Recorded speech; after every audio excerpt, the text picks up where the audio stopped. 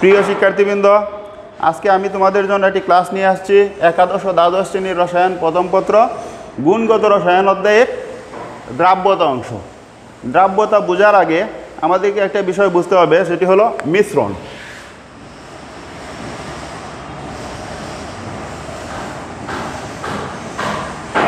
মিশ্রণ শব্দটির সাথে আমরা পরিচিত যে দুই বা ততোধিক পদার্থ একসাথে যদি সেটা মিশানো হয় তাহলে যে নতুন একটা পদার্থ পাবো, মিশ্রিত পদার্থ পাবো, সেটাই হলো মিশ্রণ। আচ্ছা, তবে মিশ্রণ দুই ধরনের, একটা হলো সমসত্ব মিশ্রণ, সমসত্ব মিশ্রণ, আর এটা হলো অসমসত্ব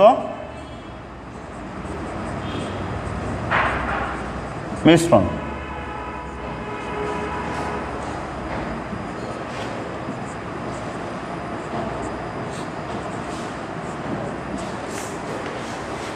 সমসত্ব মিশ্রণ কি? দুই বা ততোধিক পদার্থকে যদি একসাথে মেশানো হয় আর মিশ্রিত পদার্থের মধ্যে মিশ্রণের পূর্বের পদার্থগুলো যদি নিজ নিজ অস্তিত্ব বজায় না থাকে, অর্থাৎ আলাদাভাবে তাদের অস্তিত্ব বোঝা না যায়, তাহলে সেটা হলো সমসত্ব মিশ্রণ। যেমন আমি যদি এক গ্লাস পানিতে অল্প পরিমাণ চিনিকে মিশাই এবং কিছু সময় পরে দেখা যাবে যে চিনি এবং পানির আলাদা কোনো অস্তিত্ব নেই, তাহলে সেটা হলো সমসত্ব মিশ্রণ। আর যদি আলাদা অস্তিত্ব থাকে, দুই বা ততোধিক পদার্থ একসাথে মিশালে মিশ্রিত পদার্থগুলো যদি আলাদা আলাদা অস্তিত্ব প্রকাশ করতে পারে, এই ক্ষেত্রে ওই মিশ্রণটাকে বলা হবে অসমসত্ব মিশ্রণ। যেমন পানি ও বালির মিশ্রণ। পানি এবং বালি যদি আমি একসাথে মেশাই, দেখা যাবে বালি আলাদা অস্তিত্ব প্রকাশ করছে। প্রথমে যদি বালিকে যদি পানির মধ্যে নিয়ে এটাকে যদি মিশ্রিত করা হয়, কিছু সময় পরে দেখা যাবে বালিগুলা নিচের দিকে পড়ে গেছে আর পানিটা উপরের দিকে, অর্থাৎ বালি এবং পানি আলাদা হয়ে গেছে। এই ক্ষেত্রে ওই মিশ্রণকে বলা হয় অসমসত্ব মিশ্রণ। তো আজকে আমরা যে বিষয়টা নিয়ে আলোচনা করব সেটা হলো দ্রাব্যতা। দ্রাব্যতা একটি দ্রাব্যতা ওই সকল বিষয়ের ক্ষেত্রে প্রযোজ্য, সেটা হলো সমসত্ব মিশ্রণ যদি হয়। সমসত্ব মিশ্রণের মাধ্যমে যেটা গঠিত হয়, সমসত্ব মিশ্রণের মাধ্যমে গঠিত হয় দ্রবণ। এই দ্রবণ তৈরি করতে দুইটা বিষয় লাগে, একটা হলো দ্রাবক আর এটা হলো প্লাস দ্রব।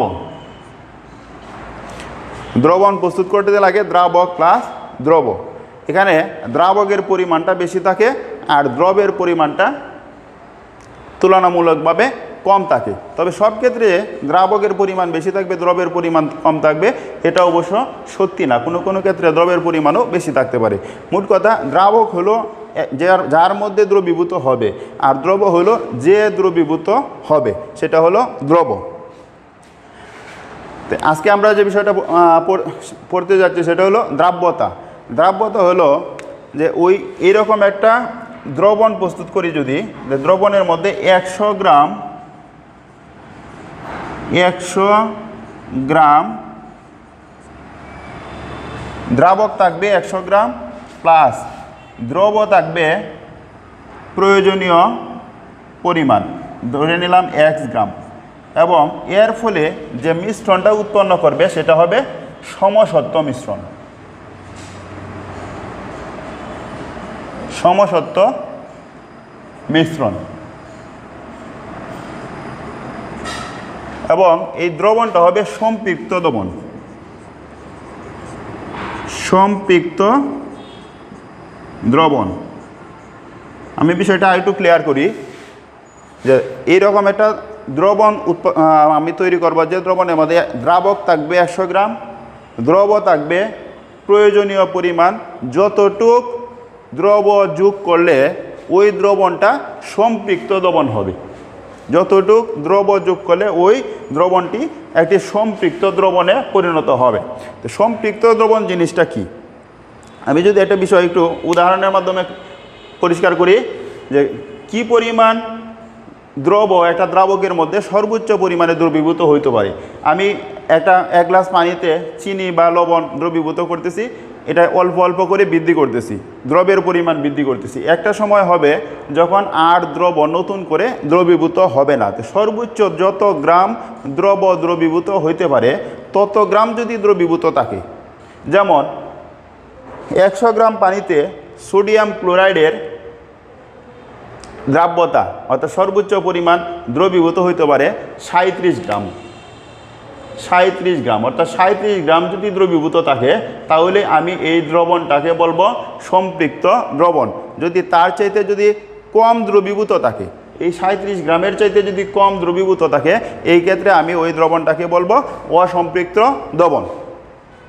তো সম্পৃক্ত দ্রবণ প্রস্তুত করতে যত গ্রাম দ্রব প্রয়োজন, 100 গ্রাম দ্রাবকে যত গ্রাম দ্রবীভূত করলে সম্পৃক্ত দ্রবণ প্রস্তুত হয়, সেটাই হলো ওই দ্রবের দ্রাব্যতা। এবং একটা বিষয় এখানে খেয়াল রাখতে হবে যে তাপমাত্রা হতে হবে নির্দিষ্ট, যেহেতু দ্রাব্যতা বিষয়টা তাপমাত্রার সাথে তাপমাত্রা এই ক্ষেত্রে নিয়ামক হিসাবে কাজ করে, তাপমাত্রার সাথে দ্রাব্যতা পরিবর্তিত হয়। এই কারণে দ্রাব্যতা ক্ষেত্রে তাপমাত্রা অবশ্যই নির্দিষ্ট তাপমাত্রা থাকতে হবে। তাহলে কি দাঁড়াইতেছে যে নির্দিষ্ট তাপমাত্রায় প্রতি 100 গ্রাম দ্রাবককে সম্পৃক্ত দ্রবণে পরিণত করতে যত গ্রাম দ্রব প্রয়োজন তাকে ওই দ্রবের দ্রাব্যতা বলা হয়। যেমন 100 গ্রাম পানিকে সম্পৃক্ত দ্রবণে পরিণত করতে 37 গ্রাম সোডিয়াম ক্লোরাইড প্রয়োজন। তাহলে পানিতে সোডিয়াম ক্লোরাইডের দ্রাব্যতা 37 গ্রাম পার 100 গ্রাম পানি।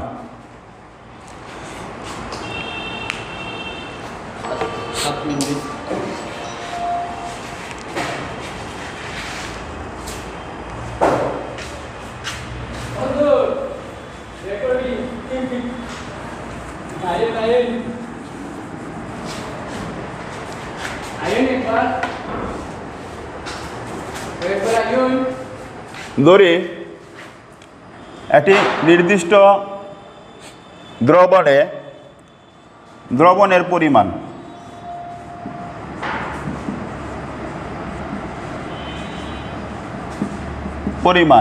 m গ্রাম,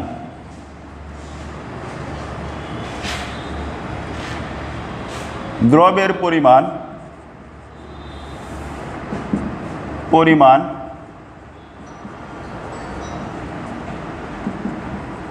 m গ্রাম।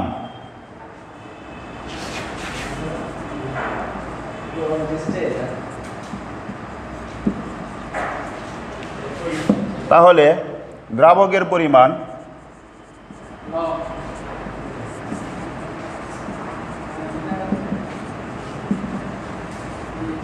দাঁড়াইতেছে m - m গ্রাম। তাহলে ওই দ্রবের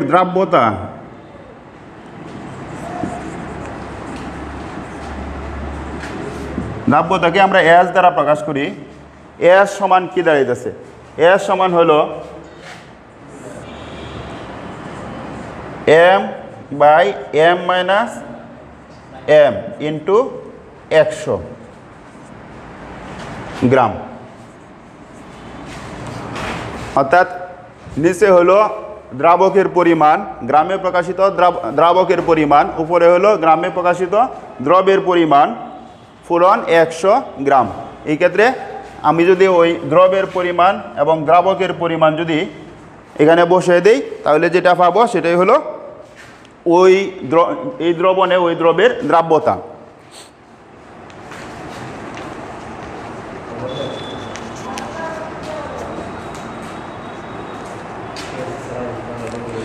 দ্রাব্যতা যে সকল বিষয়ের উপর নির্ভর করে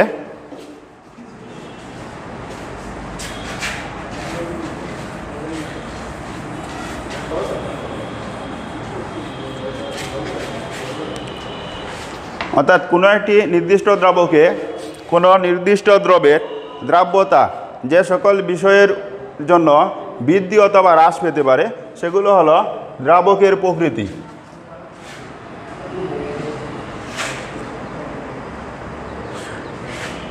দ্রাব্যতার উপর বিভিন্ন নিয়ামকের প্রভাব।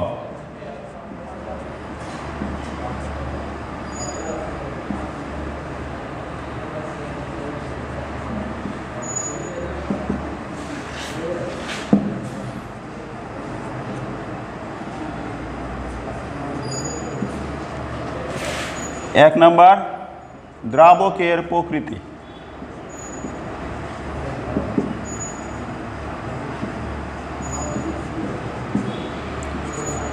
দ্রবের প্রকৃতি।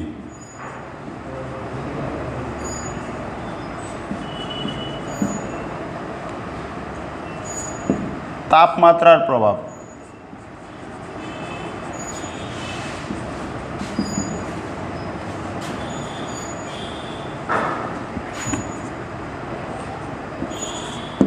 চাপের প্রভাব।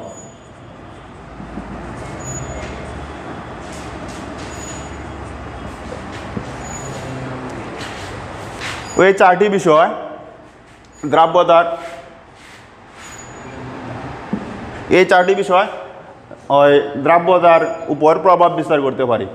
প্রথমে যেটি আসতেছে সেটি হলো দ্রাবকের প্রকৃতি, অর্থাৎ দ্রাবক কি পোলার দ্রাবক নাকি অপোলার দ্রাবক। আমরা জানি যে যদি আয়নিক যৌগ হয়, আয়নিক যৌগগুলো সাধারণত পোলার দ্রাবকে দ্রবীভূত হয়। সমযোজী যৌগ যেগুলা, এগুলা সাধারণত অপোলার দ্রাবকে দ্রবীভূত হয়, যদিও দিয়ে একটি ব্যতিক্রম আছে, চিনি, গ্লুকোজ, এগুলা সমযোজী যৌগ হওয়ার পরেও পোলার দ্রাবকে দ্রবীভূত হতে পারে। আবার দ্রবের প্রকৃতি, একই দ্রাবকে বিভিন্ন দ্রব দ্রবীভূত করলে তাদের দ্রাব্যতা বিভিন্ন রকম হতে পারে। যেমন সোডিয়াম ক্লোরাইড, পানিতে যদি আমি সোডিয়াম ক্লোরাইডকে দ্রবীভূত করি, এই ক্ষেত্রে তার দ্রাব্যতা হলো 37.37 গ্রাম। কিন্তু এই সোডিয়াম ক্লোরাইডের দ্রাব্যতা পানিতে 37 গ্রাম, তাই বলে সকল দ্রাবকের দ্রাব্যতা 37 গ্রাম হবে এমন কোনো কথা নেই। যেমন সোডিয়াম সালফেট, সোডিয়াম সালফেটের দ্রাব্যতা 50 গ্রাম পার 100 গ্রাম পানি, অর্থাৎ প্রতি 100 গ্রাম পানিতে সোডিয়াম ক্লোরাইডের দ্রাব্যতা যেখানে 37 গ্রাম, সোডিয়াম সালফেটের দ্রাব্যতা সেখানে 50 গ্রাম হতে পারে। অর্থাৎ সকল দ্রবের নির্দিষ্ট দ্রাবক যদিও নির্দিষ্ট, তারপরেও সকল দ্রবের দ্রাব্যতা সমান হয় না। দ্রবের প্রকৃতি ভিন্ন হলে সেখানে দ্রাব্যতা ভিন্ন হতে পারে। তারপর আসি তাপমাত্রার প্রভাব। সাধারণভাবে যদি বলা যায় যে কোনো দ্রাবকে নির্দিষ্ট দ্রব দ্রবীভূত করলে যদি তাপমাত্রা বৃদ্ধি করা হয়, এই ক্ষেত্রে দ্রবের দ্রাব্যতা বৃদ্ধি পায়। তবে বিশেষ কিছু ক্ষেত্রে দ্রাব্যতা বৃদ্ধি না পেয়ে হ্রাস পেতে পারে। এখানে দ্রাবক হিসাবে যদি আমি পানি ব্যবহার করি, তাহলে পানির ঘনত্ব, যে তাপমাত্রায় পানির ঘনত্ব সবচাইতে বেশি, সেই তাপমাত্রায় দ্রাব্যতা সবচাইতে কম। আমরা জানি 60 ডিগ্রি সেলসিয়াস তাপমাত্রায় পানির ঘনত্ব সবচাইতে বেশি। তাহলে 60 ডিগ্রি সেলসিয়াস তাপমাত্রায় পানিতে কোনো একটা নির্দিষ্ট দ্রবের দ্রাব্যতা সবচাইতে কম। তারপর যদি পানির তাপমাত্রা বৃদ্ধি করা হয়, তাহলে পানির ঘনত্ব কমে, এই ক্ষেত্রে তার দ্রাব্যতাও বৃদ্ধি পায়। আবার পানিকে যদি 60 ডিগ্রি সেলসিয়াস তাপমাত্রার নিচে নেওয়া হয়, 0 ডিগ্রি সেলসিয়াস তাপমাত্রার উপরে এবং 60 ডিগ্রি সেলসিয়াস তাপমাত্রার নিচে, যতই নিচে নেওয়া হয় পানির ঘনত্ব ততই কী করে কমতে থাকে, এই ক্ষেত্রেও তার দ্রাব্যতা বৃদ্ধি পায়। আবার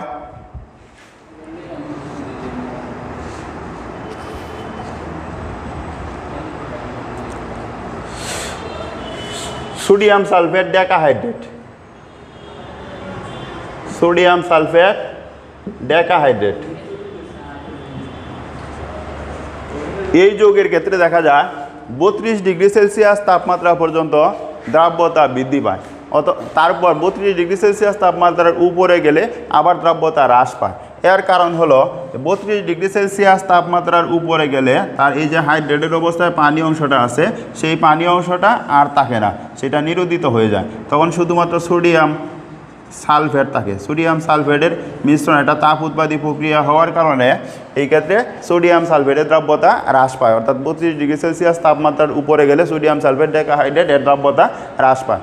এরকম বিশেষ ক্ষেত্রে তাপমাত্রা বৃদ্ধির সাথে সাথে দ্রাব্যতা হ্রাস পেতে পারে।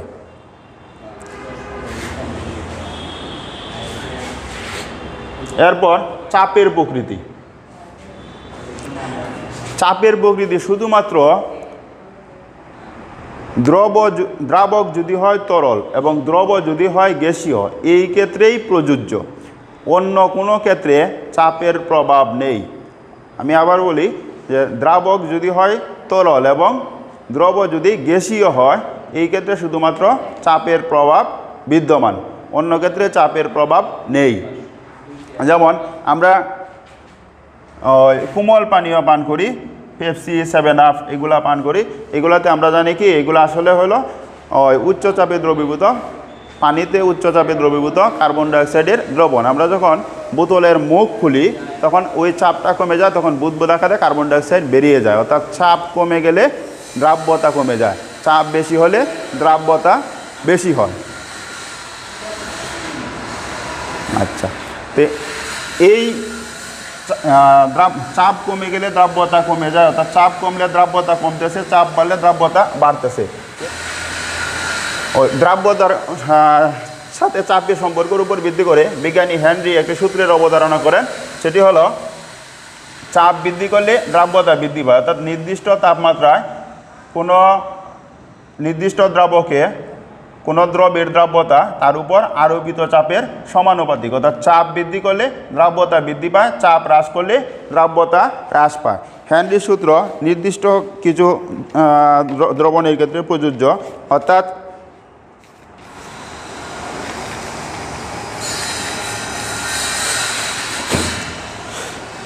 তরলের মধ্যে কোনো একটা দ্রবের দ্রাব্যতা যদি খুব বেশি হয়, অর্থাৎ চাপ না দিলেও যদি কোনো একটি গ্যাসের দ্রাব্যতা খুব বেশি হয়, এই ক্ষেত্রে হেনরির সূত্র প্রযোজ্য না। অর্থাৎ কোনো একটা তরলে কোনো একটি গ্যাসের দ্রাব্যতা যদি তুলনামূলকভাবে কম হয়, এই ক্ষেত্রে হেনরির সূত্র প্রযোজ্য। আর এমনিতেই যদি যথেষ্ট পরিমাণে তার দ্রাব্যতা থাকে তাহলে হেনরির সূত্র প্রযোজ্য হয় না। আবার কোনো একটি গ্যাসে কোনো একটি দ্রাবকে কোনো দ্রবের যখন দ্রবীভূত করা হয়, তখন যদি এই দ্রাবকের সাথে দ্রব্য বিক্রিয়া করে, এই ক্ষেত্রেও হেনরির সূত্র প্রযোজ্য হয় না। আবার যদি ওই দ্রাবকের তাপমাত্রা অর্থাৎ দ্রবণের তাপমাত্রা যদি অত্যাধিক হয়, এই ক্ষেত্রেও হেনরির সূত্র প্রযোজ্য হয় না। আমরা আজকের এই ক্লাস এই পর্যন্তই, আগামী দিন আমরা চেষ্টা করব আরও নতুন কোনো ক্লাস নিয়ে আসতে। সেই পর্যন্ত ভালো থাকো।